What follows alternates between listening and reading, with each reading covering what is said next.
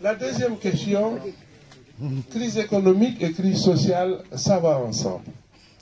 Qu'est-ce que l'économie? L'économie, c'est un système qui marche comme une montre à 3 temps, ou pour ceux qui connaissent la musique valse, c'est 3 temps, ou bien le goumbé sénégalais. 1, 2, 3, 1, 2, 3, 1, 2, 3. Production, répartition, consommation. Et c'est le cycle. L'économie, disons, aucune discipline ne ressemble à l'économie. D'ailleurs, même pour un programme politique, seul le spécialiste de l'économie est capable de vous faire un programme dans tous les secteurs, y compris le sport. Parce que l'économie étudie sur cette question. Ce n'est pas que des chiffres, l'histoire de l'économétrie qu'on vous envoie. Moi, je suis un mathématicien. Je sais, j'ai été enseigné toute ma carrière à l'École nationale d'économie appliquée. Donc, c'est les chiffres. Tout le temps, les chiffres, la statistique et tout ça. L'économie, c'est des sciences sociales. Et la première observation, la véritable de l'économiste, c'est de dire produire. On ne décide pas en l'air de ce qu'il faut produire. Vous produisez bien pour des gens. Donc la première question, c'est pour qui produire? Et à ce moment-là, on les appelle à la table. Que produire? Que produire, ça donne des choix sur ce que vous avez dans votre environnement. Par exemple, ce que je regrette souvent et que j'ai dit au gouvernement, à leurs techniciens, mais ce n'est pas parce qu'on a du pétrole qu'il faut forcément l'exploiter. C'est ce qu'on appelle le coût d'opportunité. Et faire des études. Un tableau économique simple, parfois, peut montrer qu'il n'est pas préférable pour les 50 ans à venir d'exploiter son pétrole. Les États-Unis ne touchent pas à leur pétrole. Et il y a d'autres aspects qu'on peut mettre en considération. Les États-Unis, c'est pour des problèmes de sécurité. Mais regardez les anciens puits ou chantiers de pétrole. Allez au Canada ou partout, c'est des déserts. Partout sur la planète où il y a le pétrole, quand l'exploitation est terminée, c'est un désert, un champ de ruines. Mais tout ça, ça mérite des réflexions, de véritables études prospectives. On va se tenir compte des dégâts qu'on cause à l'environnement. Mais que va-t-il arriver à ma ville, Saint-Louis du Sénégal, avec les femmes travailleuses qui traitent le poisson dans cette langue de barbarie? Nous sommes très inquiets. Et j'ai dit à un chef d'État un jour, il a sauté d'ailleurs, c'était mon ami, et il m'a dit, quelqu'un m'a demandé vraiment de vous parler. C'était l'ambassadeur de Grande-Bretagne. Alors il m'avait invité dans une conférence. Et donc j'ai pris la parole. Et le modérateur, c'est un professeur agrégé qui est mon ancien étudiant, qui était le conseiller technique du ministre. Il dit non, professeur s'il doit parler. Il doit prendre la parole. Je travaille évidemment sur les questions énergétiques. On y viendra. Donc moi, j'ai posé un certain nombre de questions liées à 2 aspects de l'exploitation des ressources minières et minérales, c'est-à-dire la maladie hollandaise et ce qu'on appelle le syndrome hollandais ou la maladie des ressources. Pour les économistes comme moi, c'est 2 choses différentes. Le syndrome des ressources que nous vivons déjà au Sénégal, c'est-à-dire que lorsque la compétition que cela installe lorsque la ressource apparaît. Au Sénégal, nous savons, il y a des secteurs patronaux qui demandent leur part du pétrole et du gaz avant qu'ils ne sortent de terre. Il y a 60 000 organisations féminines qui disent qu'ils veulent aussi leur part. Certains combinent en demandant 10 000 hectares à Diamniadio et tout, c'est-à-dire les mêmes. Les mêmes que nous installons commencent à se servir pendant que nous dormons. Et il y a des parcelles qui ont été attribuées. On leur distribue. C'est cette bataille. Vous ajustez à cette bataille-là tous les mercenaires qui descendent sur un territoire lorsqu'apparaît le pétrole et le gaz, et ces trafiquants européens, j'ose le dire. Hein. Et c'est cette bataille. Parce qu'en économie, le principe fondamental qui guide l'économie, c'est comment gérer la bataille pour le partage du surplus créé par l'exploitation de tel ou tel secteur. C'est ça la science économique. C'est ça, la répartition. Nous, on dit surplus, le surplus créé.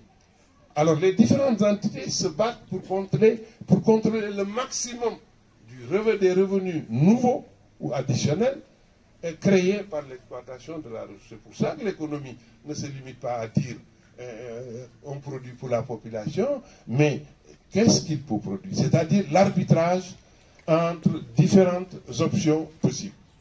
Le deuxième élément, c'est répartir.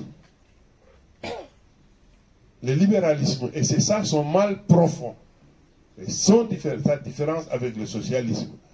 Le libéralisme, il dit à chacun ce qu'il a apporté. Ceux qui ont travaillé seront servis. Mais dans une société, il y a des handicapés. Il y a des mères qui prennent du temps pour élever leurs enfants et tout. Et cette forme de solidarité, l'économiste doit en tenir compte. Tout le monde ne participe pas à la production, mais tout le monde doit être servi. Et ça découle sur le fait que tout le monde doit consommer. Et cet arbitrage nous installe au cœur de l'équité en économie. C'est fondamental. C'est ça donc qui fait que lorsqu'il y a une crise sociale et économique, il y a forcément une crise sociale. Quand il y a une crise économique, comme c'est le cas ici, avec la Covid et tout, mais on nous a roulé dans la farine. Hein? Tous les revenus des plus grandes entreprises, et particulièrement de l'industrie pharmaceutique, ont été multipliés de 2 à 4. Les riches sont devenus foncièrement plus riches. C'est ça le problème. C'est vraiment malheureux et triste d'être salarié dans ce monde. C'est ça la difficulté, mais c'est comme ça le rapport de force n'est pas encore favorable aux travailleurs. Mais une crise sociale, on l'identifie pour ces différentes raisons aussi à 3 niveaux. Pour comprendre une crise sociale, pour anticiper sa survenue, on regarde d'abord sur le lien politique. Est-ce que l'État et les institutions jouent leur rôle? Le lien social, c'est la famille. C'est quand une famille est déséquilibrée, quand les parents n'arrivent plus à nourrir leur famille, quand le père disparaît ou rentre très tard parce qu'il ne peut pas régler tous les problèmes, la crise, elle est là, c'est une crise familiale. Dans les familles aussi, il ne faut pas perdre de vue qu'il y existe l'exploitation de l'homme par l'homme. Il ne faut pas qu'on fasse les gentils là, qu'on se le dise. Il y a des gens qui n'ont pas été torturés par le français ou l'américain, mais par leurs propres parents. Ça existe aussi. Et le troisième niveau, c'est globalement dans la société, le lien social. Des gens, parce qu'ils sont venus avec un handicap naturel, des gens qui ont d'autres types de faiblesses, qui manquent de certaines capacités, on ne s'en occupe pas. J'ai fait un texte très long sur cette question, je donnerai le texte, il le partagera sur cet aspect, la crise dans la société. Et donc la combinaison d'une crise économique qui passe aujourd'hui forcément, ou qui commence par une crise bancaire, quand la banque n'arrive plus à financer l'économie, c'est la crise au niveau des entreprises qui ne peuvent plus ni investir ni emprunter, c'est la crise des subprimes, ça se répercute sur les populations qui ne peuvent pas honorer leurs engagements et ça fait la boucle. C'est comme ça que survient une crise économique. C'est ça un peu la corrélation. Nous viendrons sur les réponses, peut-être après avoir entendu la salle. Quel type de réponse on peut apporter? Jean Christo, monsieur Jean, vous allez bien, j'espère? Avant de répondre, je pose d'abord une question. Vous faites la journée mondiale de l'Afrique. Est-ce que vous faites la journée de l'Afrique, décidée par l'Union africaine, que tous les Africains fêtent en même temps? Les combiner, c'est bien, mais peut-être il y a aussi une valeur ajoutée sur journée mondiale. Oui, nous on pense que le 25 mai, c'est la journée de l'Afrique. Oui. On la considère comme la journée mondiale. C'est pour ça que nous, on a pris le prétexte de la fêter, de fêter l'Afrique. Nous, c'est carrément fêter l'Afrique en région Auvergne-Rhône-Alpes. Voilà, dans le c'est cadre ça. Voilà, c'est ça. Donc, c'est ça que j'ai compris. C'est la même fête, en fait. Voilà. Donc, voilà un peu. La place des institutions et que la place de la diaspora dans les institutions, c'est une grande discussion en économie.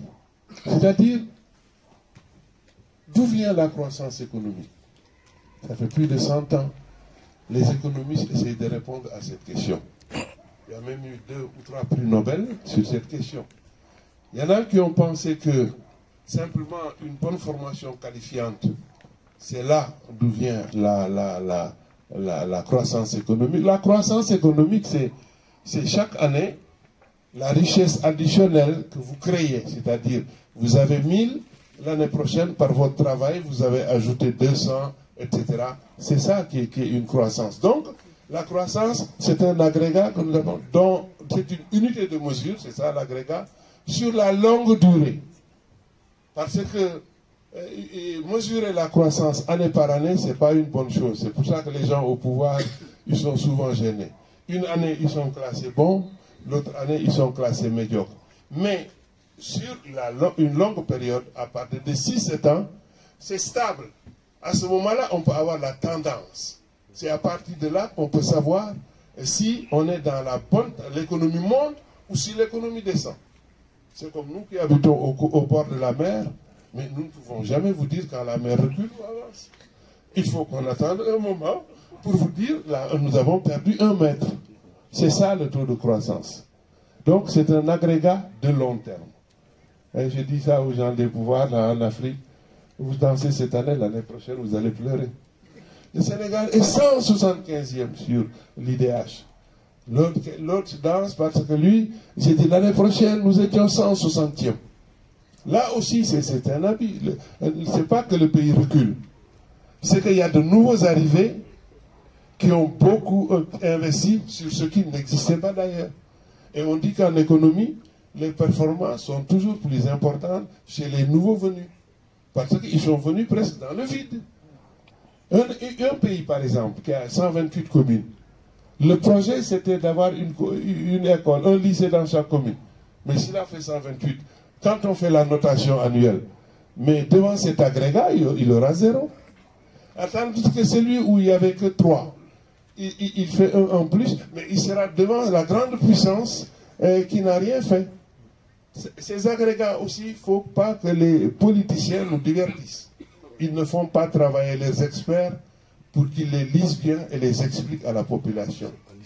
C'est un grand problème, ce n'est pas des choses qu'on lit facilement. Et pour le Sénégal, moi j'ai fait un travail, c'est à la fin de mon travail que j'ai vu Jeune Afrique, avait fait le travail.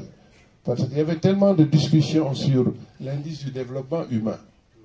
Moi j'ai pris simplement, depuis le début de l'existence de l'indice, et toutes les années, jusqu'à l'an dernier, et j'ai vu que sur les 10 pays africains qui ont les meilleures performances, le Sénégal y était classé. Si je prends le monde, le Sénégal était classé parmi les 25 pays qui étaient sur les 10. Ça, c'est objectif. Celui qui est contre le pouvoir ne l'acceptera pas. Mais quand je dis le contraire demain aussi pour celui qui est au pouvoir, lui il va dire, shérif, il se fout de nous. C'est pour ça qu'il est important que les intellectuels soient indépendants. Pour pouvoir dire ce qu'ils ont à dire sans s'aligner sur telle ou telle ligne. Mais être classé, et c'est pour ça que je termine toujours ces questions en vous mettant en garde contre les classements internationaux. Très souvent, ils ne veulent rien dire. D'abord, c'est des moyennes très biaisées. Et puis, on compare des pays qui n'ont pas dépassé sur la même ligne de starting box. Donc, c'est complètement biaisé. Il faut être vigilant par rapport à ces choses. Pour donc la synthèse sur ce point-là, je terminerai donc sur les institutions. Certains disent que c'est les machines. Robert Barrow, il a eu son prix Nobel sur ça. Un autre économiste américain qui a été prix Nobel avant lui, et lui, il lui a répondu, on ne voit pas les ordinateurs dans les statistiques. Mais aujourd'hui, c'est pareil. Quelqu'un a dit la semaine dernière, pour Krugman, on ne voit pas l'intelligence artificielle dans les statistiques. Mais c'est vrai. Frédéric North, c'est le spécialiste des institutions. Lui, il dit que rien ne joue un rôle aussi important sur la démocratisation de la société que les institutions. Oui, il faut le nuancer. D'autres contestent cela, à condition que ce soit des institutions suggérées par son pays, par votre pays, dans son évolution réelle, et que ce ne soit pas un État greffé et des institutions transplantées. C'est ça aussi. C'est comme Obama, sa grande erreur à Accra, alors que près de 90% des Africains l'ont chanté. Moi, on m'a appelé dans les médias, la BBC, mais j'ai dit, il raconte n'importe quoi, il ne connaît pas l'Afrique. Il nous compare comme ça facilement avec l'Asie. Il ne sait pas d'où vient la performance de l'Asie. Alors le journaliste me dit, oui, mais quelle est votre réaction en un mot? Les journalistes aiment ça. Moi, je lui dis simplement que aucune institution ne vaut quelque chose sans les hommes, l'éthique des hommes qui les animent. En d'autres termes, toutes les institutions ne valent que par ce qui les anime. Si ce qui les anime ont une grande éthique, on peut gérer. Mais sinon, aucune éthique, c'est ça le problème. Et aujourd'hui, la plus grande demande, la plus forte demande, quel que soit le pays considéré, c'est la demande d'éthique. L'éthique des leaderships. Surtout quand on a vu le manque d'éthique des scientifiques avec la Covid. C'est terrible de voir des scientifiques comme ça, cachés qu'ils étaient payés par l'industrie pharmaceutique, nous raconter n'importe quoi. La Covid, c'est réel, hein, je ne la conteste pas. Donc, quand l'élite ment, les scientifiques mentent, il n'y a pas d'avenir pour un pays. Donc, les institutions, c'est un levier fondamental. Les institutions, c'est sacré. C'est pour ça que je ne suis pas toujours d'accord qu'on transforme certains problèmes, disons, dans la société politique ou autre, en problèmes politiques. Et qu'on transporte le combat politique en combat entre hommes. Et qu'on en arrive, même la réaction est fondée, surtout qu'elle est due par celui qui a mal gouverné, que vous piétinez les institutions. Ça ne se fait pas. Les institutions, on ne les piétine pas, surtout quand on veut les diriger demain. Je crois que ce n'est pas possible. De la même manière, un adversaire politique, on n'a pas le droit d'attenter à son intégrité physique et morale. C'est inadmissible. C'est inadmissible. Je vois que vous avez un supporter. Moi, je me suis attaqué aux deux. Ils ont tous tort. Et ils mettent notre pays en s'amusant avec nous dans un péril extrêmement grave. Mais c'est injuste ce qu'on fait à Sonko, de la même manière que c'est injuste ce que le gouvernement a fait, parce que c'est ça qui est à la base de sa réaction. Mais il ne peut pas diriger un pays demain, être le patron de ses institutions et marcher sur des institutions. Ça ne se fait pas. Ça ne se fait pas. Il faut l'aider, l'accompagner de façon intelligente en lui disant que c'est ça. Je sais que ce n'est pas sa volonté. Quand vous l'acculez, la personne est finalement est obligée donc de réagir, savoir faire la part des choses. Parce que c'est important. La stabilité sociale, c'est-à-dire la stabilisation des contradictions, c'est la plateforme la plus importante dans un pays. On n'est pas d'accord, mais il y a une plateforme minimale. C'est ça qui existe aux États-Unis, c'est ça qui existe en France.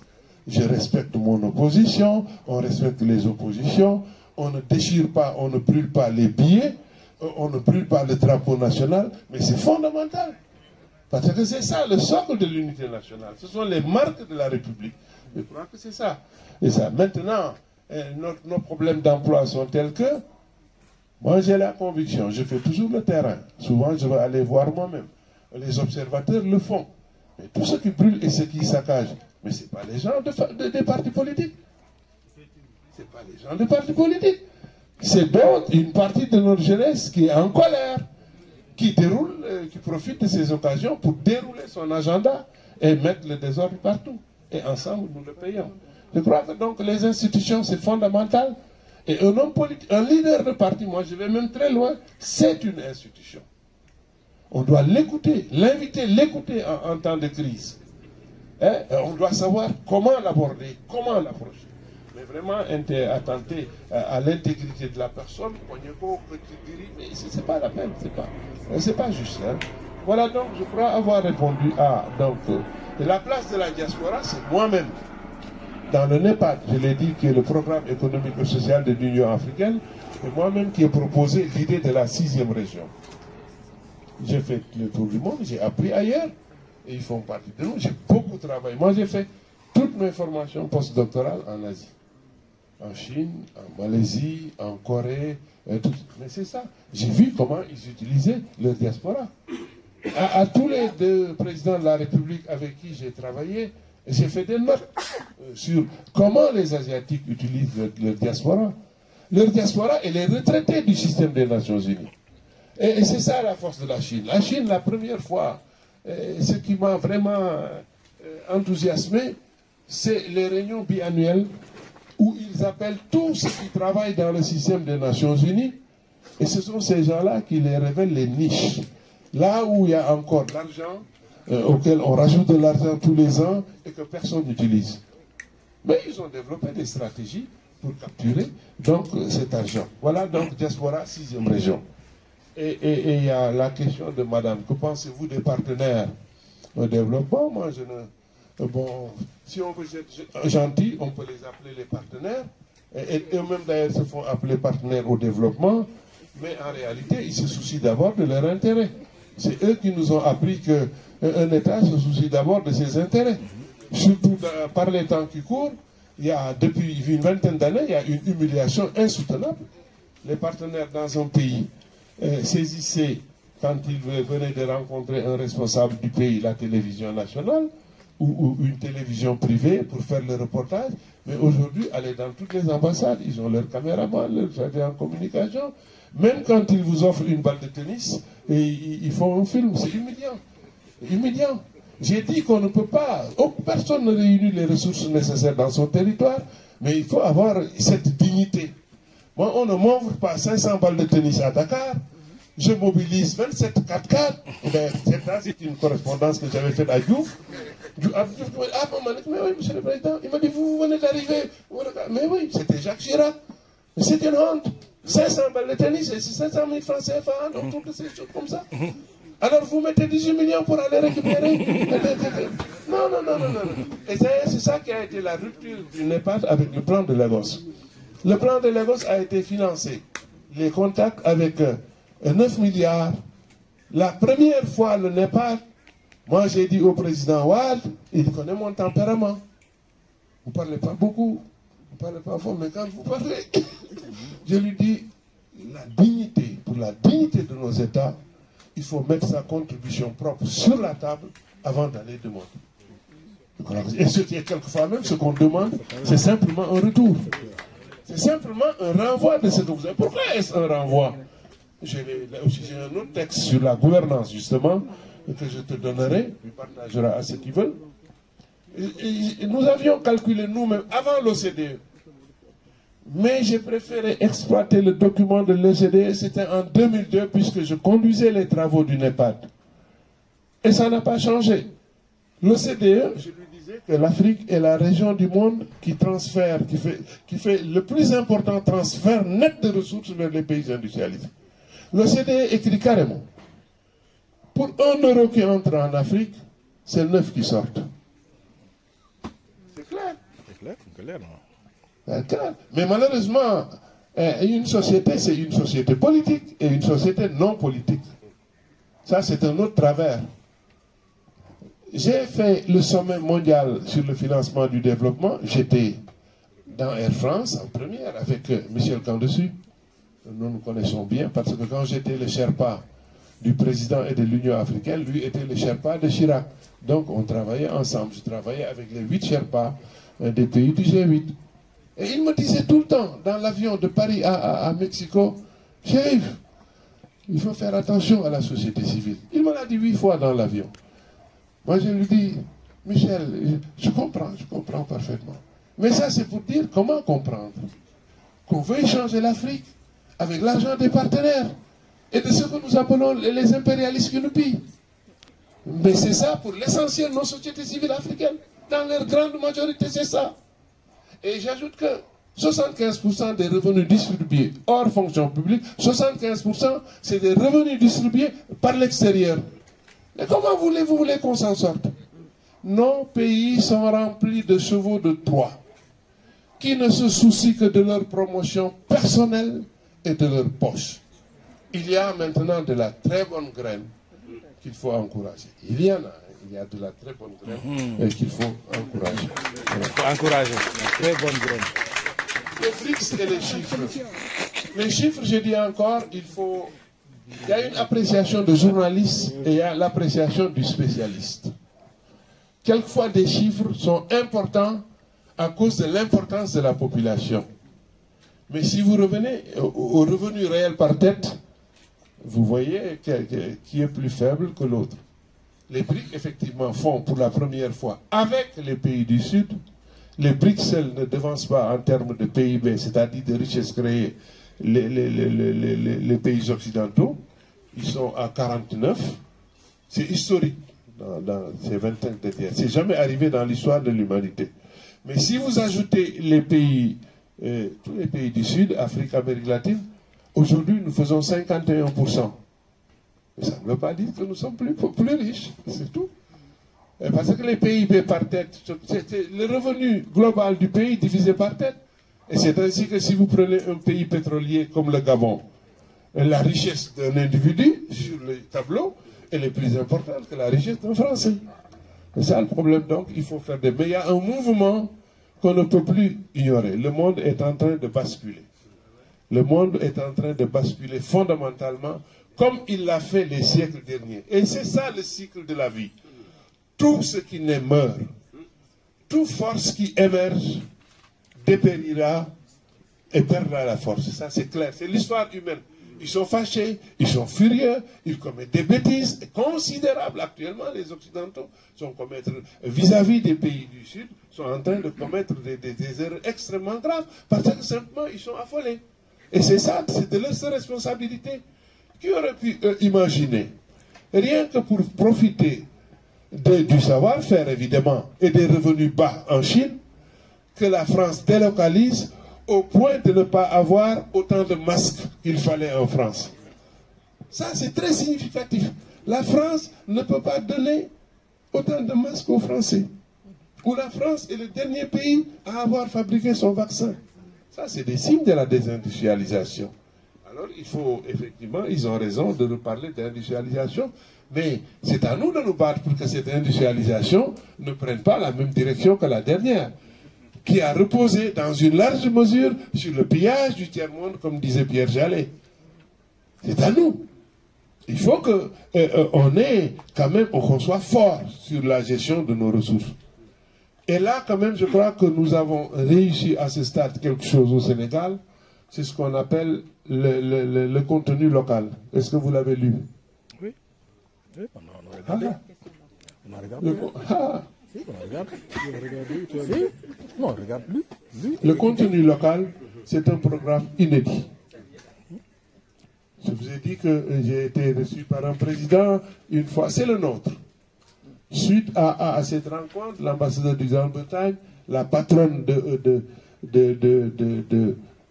comment s'appelle l'entreprise britannique? BP en Afrique, ils étaient très intéressés par ma contribution. J'ai dit, c'était la première fois que, quand mon ancien étudiant là, il a dit non, il faut que le professeur parle sur les questions énergétiques.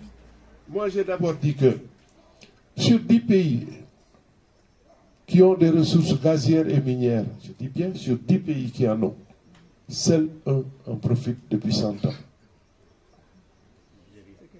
Beaucoup de projets. Au Maroc, on a découvert des quantités considérables il y a 10 ans de pétrole, pas une goutte à ce jour. Oui, mais la stabilité politique, les querelles internes, mais ça fait fuir les partenaires extérieurs. Le problème, c'est le partage. Alors j'ai fait une proposition à cette réunion. J'ai dit qu'il y a un institut, pour le moment, c'est le seul au monde, où on forme sur la gestion de la maladie des ressources et du syndrome hollandais. Et effectivement, c'était un département à Oxford University. J'ai tout de suite, BP, le ministre de l'économie et des finances du Sénégal, etc. On va faire une délégation, vous allez dedans. J'ai dit non. Je ne pars pas, je ne figure pas sur la liste. Prenez 6 personnes, vous les envoyez. Ils peuvent faire 3 fois pendant 6 mois, on les forme. Et il faut une concertation locale. Et c'est de cela que, donc, ils ont, non seulement à ma grande surprise, on ne m'a pas informé, j'ai simplement reçu un coup de fil un jour, quelqu'un qui me dit, on a fait la formation à Oxford et tout, hein. Maintenant on maîtrise certains aspects. C'est ça qui fait que le Sénégal a tous les atouts pour éviter, en tout cas pour le gaz et le pétrole, que l'essentiel de la richesse créée quitte le pays. C'est ça. Et on a créé donc, c'est une loi. La loi sur le contenu local, ceux qui ont un téléphone, vous pouvez le télécharger tout de suite.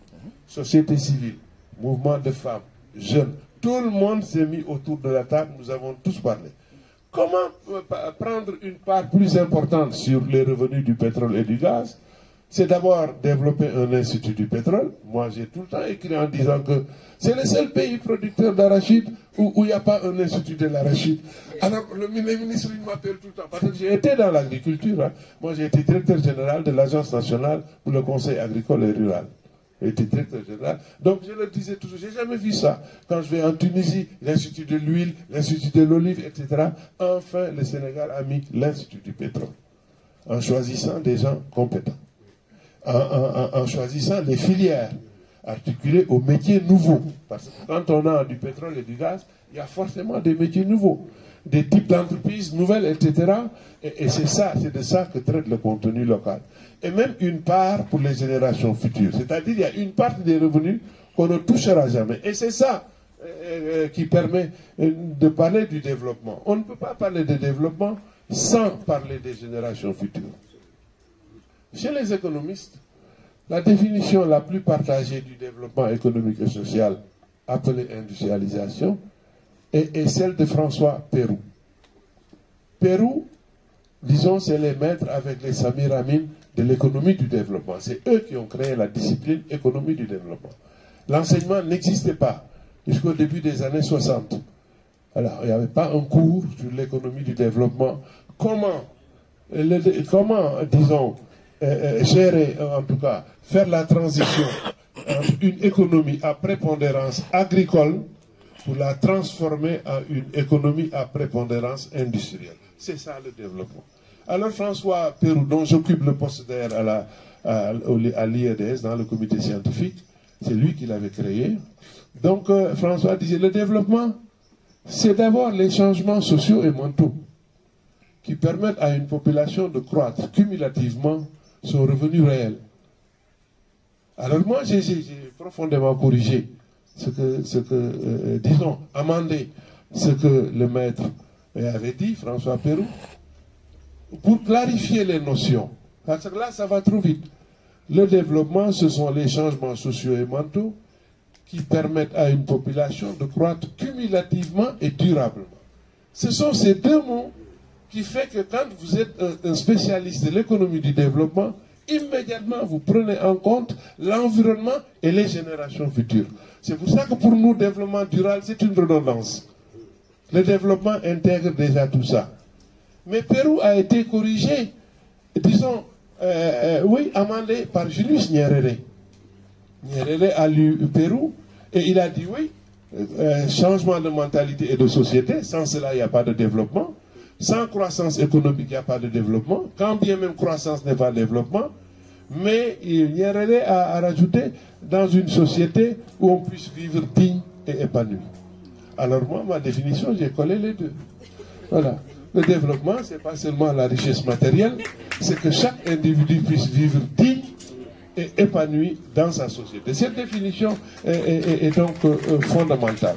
Et on passe à au gros morceau, le franc CFA, gros ou petit, ça dépend de ce qu'on veut.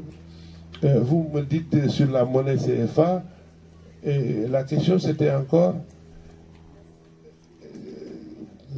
oui. Ah, fabriquer.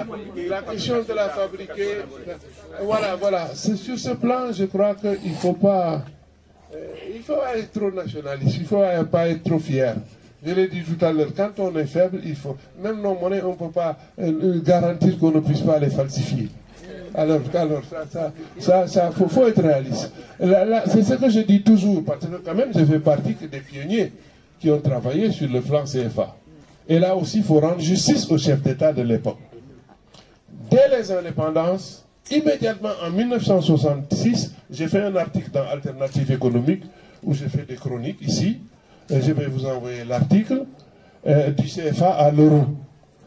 Je passe l'histoire du CFA, la transition vers l'euro.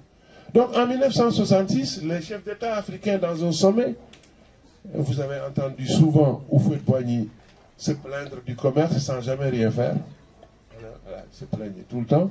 Alors, ils ont vécu un véritable malaise avec le franc CFA. Ils sentaient que tout ce qu'on leur dit, tout ce qu'ils savent sur la monnaie, ils ont une monnaie sur laquelle ils n'ont pas une emprise. Ils ont décidé de créer une commission, de trouver un expert qui y réfléchit pour trouver des solutions. Amadi Diori était le président de cette commission et l'expert qui a été choisi, c'était Samir Amin. Beaucoup ne connaissent pas ce document, c'est pour ça que je le distribue beaucoup par ces temps qui courent. Donc, il savait qu'il y a des difficultés avec le franc CFA. Vous avez vu par la suite Olympio, qui l'a dit de façon violente, et la réponse aussi a été violente, on l'a purement et simplement liquidé. Vous avez entendu Senghor, ici même dans Jeune Afrique, juillet 1974, une interview sur le franc CFA, je le cite dans cet article, disant qu'à la vérité, si nous disons vrai à notre peuple, nous sommes en train de lui mentir concernant le franc CFA. Nous ne sommes pas libres. Abdou Diouf a dit pareil. Donc, le CFA, ça a toujours été un malaise. Mais comme le CFA, il y a deux processus de signature. Les pays s'engagent individuellement dans le collectif africain. Et ce collectif africain signe avec la France. Moi-même, quand Wade est arrivé au pouvoir, je lui ai dit, Monsieur le Président, vous et moi, nous avons fait plusieurs conférences sur le CFA. Est-ce que vous maintenez la même chose? Il m'a dit, je suis un chef d'État. Et puis je ne veux pas, non, maintenant, la suite est intéressante. La suite est intéressante, c'est dans la dimension humaine de chacun. Tout le monde ne peut pas le faire. Wade n'est pas Sankara, n'est pas un autre. Sankara n'a jamais demandé de rompre avec le franc CFA. Non, il ne l'a jamais fait. C'est toujours des déclarations pour les générations à venir. C'est de la pédagogie. Alors Wade m'a dit, c'est extraordinaire. Je ne veux pas être accusé. J'ai dit tout à l'heure que l'Afrique est la région du monde où le désir d'unité est la plus importante. Wade me dit, je ne peux pas être accusé vraiment de rompre le désir d'unité des Africains. On le fait tous ensemble ou on ne le fait pas. Et il avait raison. C'est ça le problème. Qui va oser et assumer les conséquences? Le Mali l'a fait, il a été brisé. Mais ça ne me satisfait pas. Parce que le franc CFA, le Vietnam était partie prenante du franc CFA. Le Vietnam était dans la zone CFA. La Tunisie était dans la zone CFA. Madagascar était dans la zone CFA. Mais comment ces pays ont pu quitter? C'est pour ça que des mesures, certaines mesures, il faut les prendre immédiatement. Si vous attendez, vous ne pouvez pas. La Tunisie est partie, le Maroc est parti. On n'a pas assassiné de président, on n'a liquidé personne. Mais nous, on attend que les présidents s'installent dans la royauté pour leur dire il faut rompre. Et ça amène des difficultés. Mais ça ne nous a pas empêché, à la suite des Samir Amin et autres, de continuer le combat pour le franc CFA. Donc, celui qui vous apporte la garantie, vous ne pouvez pas vous équiper à l'international avec votre monnaie qui n'est pas reconnue. Il vous donne la garantie, mais la garantie a un coût. Ah oui, il se porte garant. Maintenant, c'est à vous d'apprécier si le coût qu'il vous impose est soutenable ou pas. Quelle était d'abord, c'est la garantie. Vous n'achetez pas directement. Vous mettez une partie de vos ressources. Au début, c'était 100%, parce que, admettons-le, si on avait commencé par mettre nos ressources en France, en 8 jours, ils auraient tout pris, en Afrique. Mais ils auraient tout bouffé en 8 jours. Ah non, je vous assure, je connais. Ils bouffent tout en 8 jours. La France dit, je les garde. Je ne peux pas les utiliser. C'est votre argent, on les met dans un bureau, ce qu'on appelle compte d'opération au Trésor français. Chaque fois que vous avez des besoins, donnez la liste, exprimez vos besoins. Nous, on achète avec notre argent qui est reconnu au plan international. On s'est battu. Moi-même, je faisais déjà, dans cette période, j'ai fait partie des gens qui ont marché plusieurs fois à Paris. Parce que les deux banques centrales étaient à Paris, en France. C'est nous qui nous sommes battus pour obtenir d'abord que tous les directeurs deviennent des Africains. Et que les deux agences viennent en Afrique, au Sénégal. C'est comme ça qu'on a eu les banques centrales en Afrique. Donc, c'est par palier. Mais savoir aller vite sans trop se presser. C'est par palier qu'on y va. Et éviter le nationalisme et tout ça. C'est pas réaliste. Celui qui il vous écrase. Vous n'avez pas les reins solides. Éduquez votre population pour qu'elle soit votre bouclier. Mais allez-y à un rythme soutenable. Donc nous avons, c'est une avancée ce qui se passe avec les Français. C'est que nous sommes dans tellement de difficultés qu'on ne comprend pas. Donc, arrive un moment où une autre étape est franchie. Ils disent non, avec les bruits, la revendication des Africains, vous mettrez seulement 50%. Mais comment la dévaluation est arrivée? On avait une caisse commune au compte du Trésor, il n'y avait pas casier Sénégal, Burkina, etc. La Côte d'Ivoire et le Sénégal étaient extrêmement déficitaires.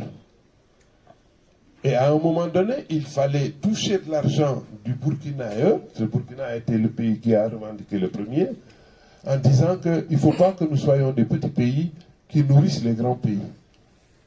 Alors, on était déjà dans la déstabilisation. C'est ce processus de revendication qui a conduit que pour rétablir les équilibres, on en est arrivé jusqu'à la dévaluation du franc CFA.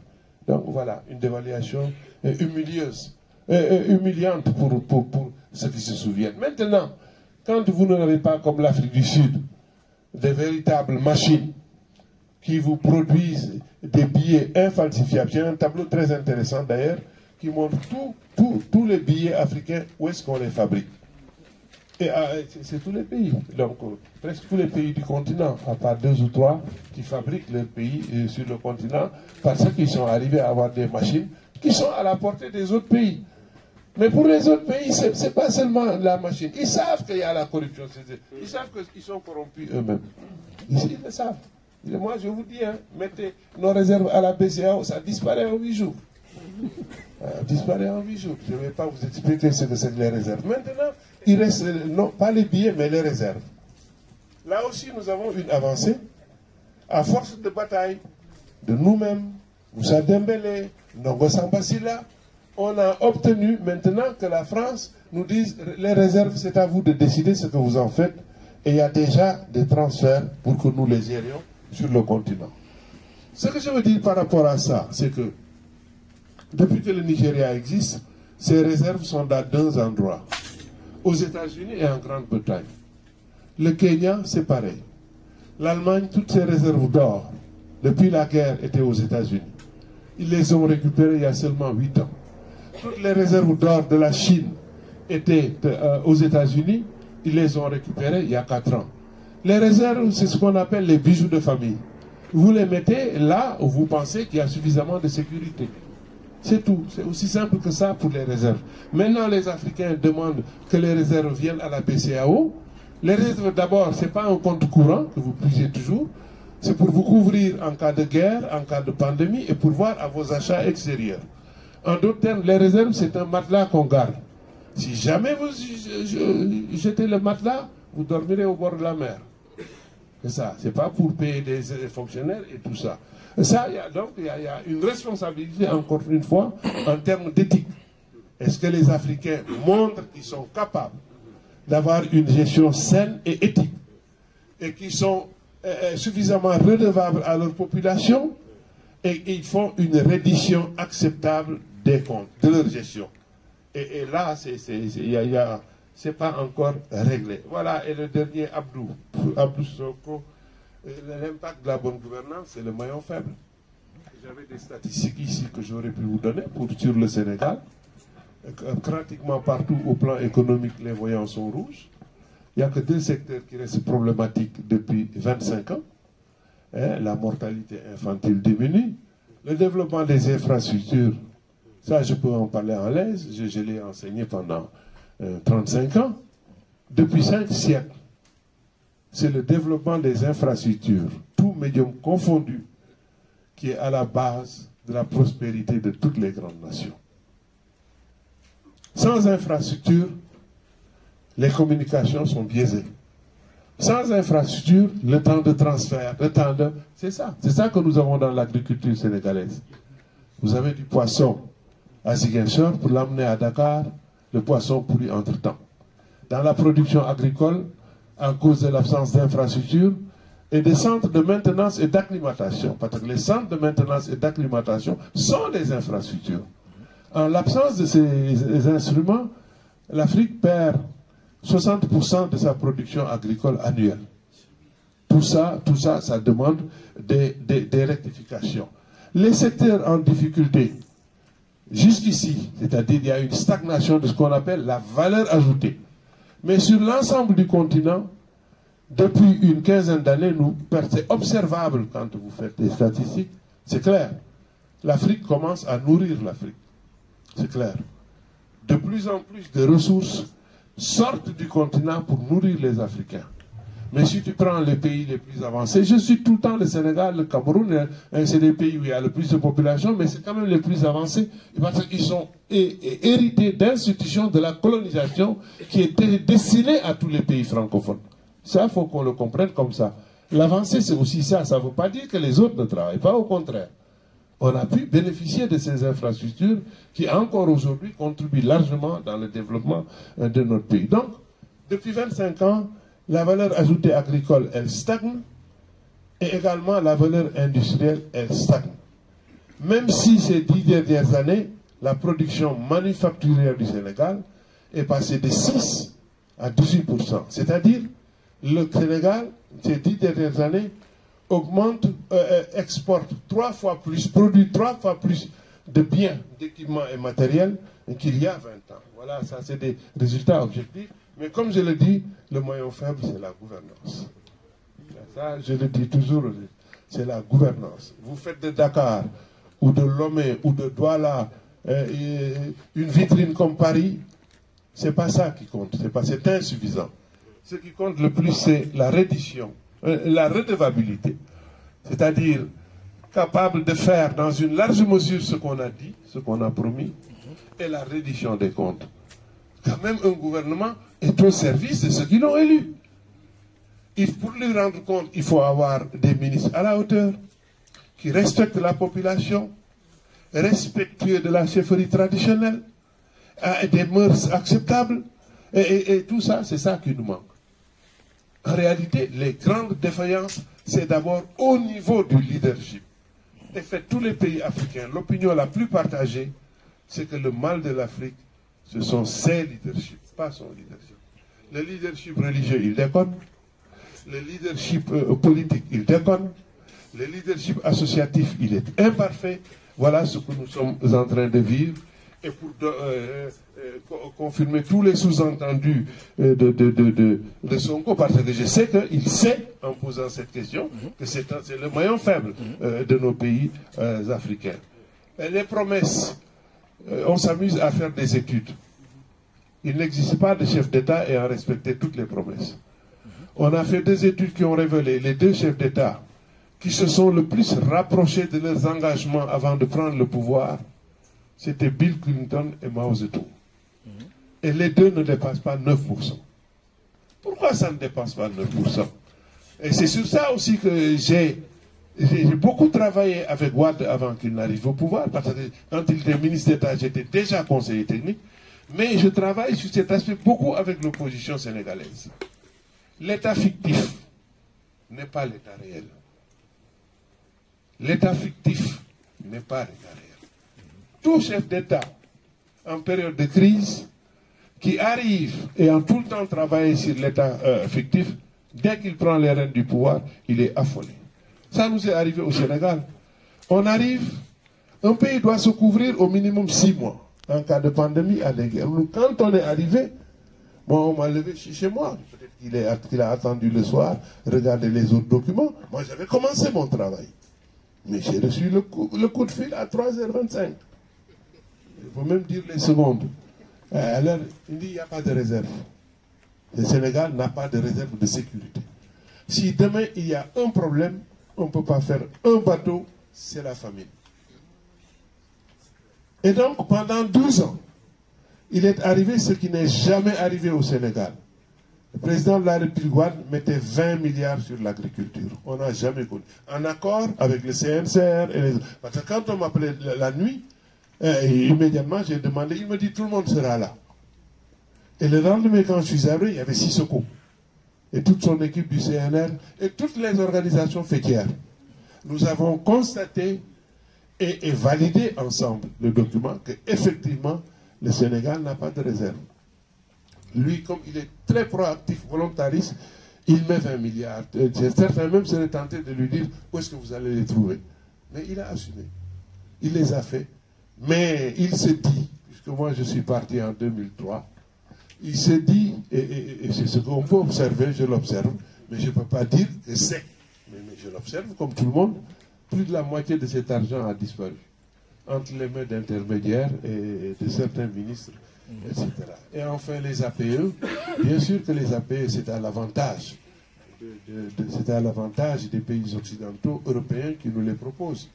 Parce que si nos frontières étant ouvertes, l'économie, en économie, ce qui se joue vraiment, c'est les économies d'échelle. C'est-à-dire, le coût, combien vous coûte la plus petite unité additionnelle, c'est ça le problème. Comment pouvez-vous être en compétition avec une industrie du lait qui fabrique 1 milliard de pots par an, qui les vend à 60 centimes le pot? Vous faites 7000 pots et vous êtes obligé de les vendre à 150 francs. Et c'est ça que nous vendons, ils vont nous inonder.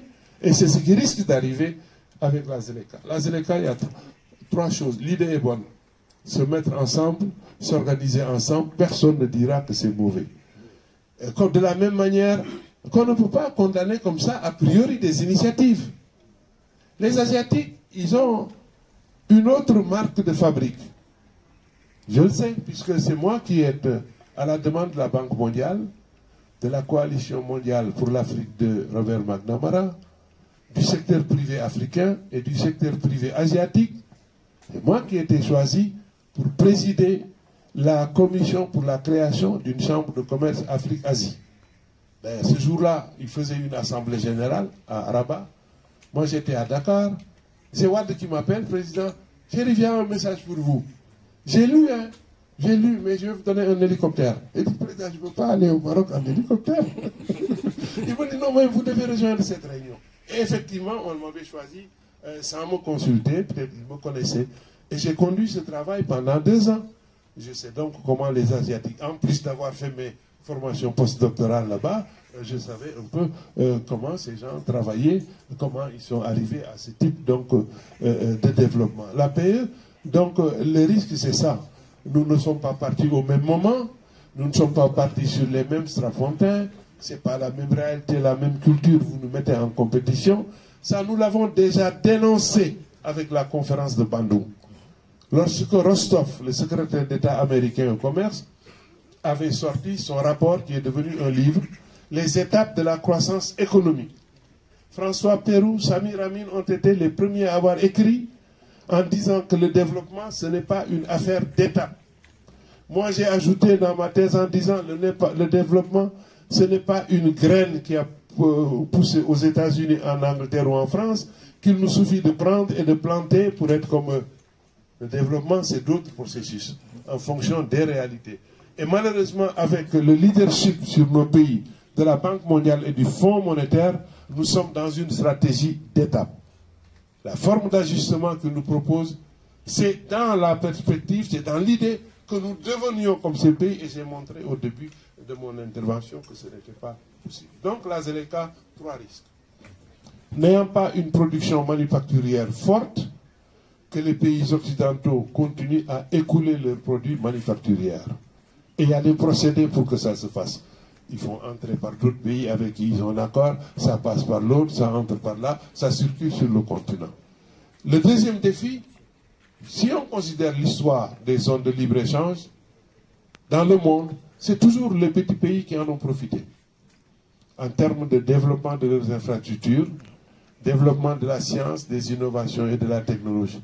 Mais là, nous avons 2 leaders, le Nigeria et l'Afrique du Sud, qui veulent être les têtes de file de la Zeleka. C'est pour ça que d'autres pays africains plus faibles refusent un peu. Hein. Et le Nigeria, d'ailleurs, avait refusé pendant longtemps, parce que son secteur privé se sentait suffisamment fort pour ne pas avoir besoin du reste. Mais le Nigeria, c'est 50%, 56% du PIB de l'ECOWAS. Hein, personne, un tiers de la population, 50%.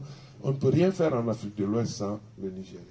En tout cas, je vous remercie beaucoup pour ces questions auxquelles j'ai tenté de répondre, en disant encore une fois que ma préférence, c'est ce genre d'interpellation qui nous permet de creuser. Maintenant, tout est jeté ici, on a fait de l'histoire, on a fait de la statistique, tout ça, il faut continuer à l'alimenter, à partager avec nos frères. Parce que la faiblesse, d'abord dans le milieu universitaire africain, la faiblesse, c'est les données factuelles. Nous ne faisons que parler sans arguments forts et sans chiffres. Alors quand même, certains pays comme le Sénégal, la Côte d'Ivoire, ont parmi les meilleurs statisticiens dans le monde. Moi, j'étais ici à l'INSEE quand même. J'étais au collège de statistique à l'école. J'ai vu les gens travailler. J'ai vu comment nos collègues sont invités dans tous les travaux qui se passent sur la planète. Mais je vous dis, notre problème, c'est le leadership. Le deuxième problème, c'est le leadership. Et le troisième, c'est le leadership.